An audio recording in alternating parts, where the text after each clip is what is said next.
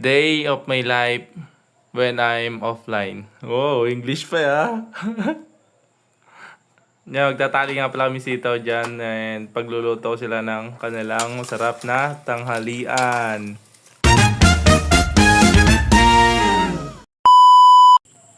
Unang bukad pa lang, pinakitaan na agad ng napaka-sexing pusod. Uy, donut. Sarap. Ay, tatali nga pala kami sitaw dyan at sobrang tataas na ng talbos ng sitaw. Dapat kasi mauna talaga yung balag bago magkaroon ng talbos yung sitaw. Para pagka magtatali na ganyan, ginhawa lang. Diyan, kasama nga pala natin yung mga Diwata Warriors. Shoutout pala kay Ate Grace. Nagulat pa siya kanina eh. Ayos yung tripod mo.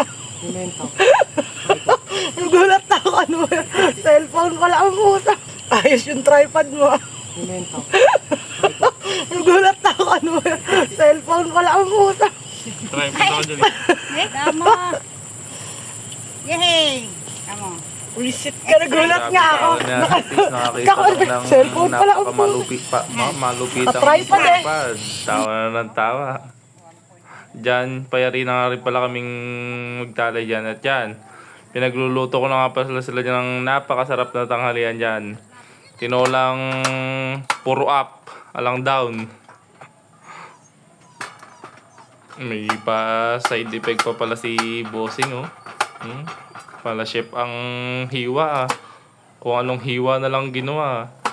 Diyan, nagpapapoy na nga pala ako ng pandyan at sisimula na ako magluto. Ginamit ko na yung mantikang 3 beses nang ginamit. Sarap yan. Pinaka masarap talagang kanang gamit na mantika. Lasang lasa. Puro up, leg, tsaka ulo ng manok. Diyan, sarap na sarap nga sila dyan yo. Pwede daw mag-asawa.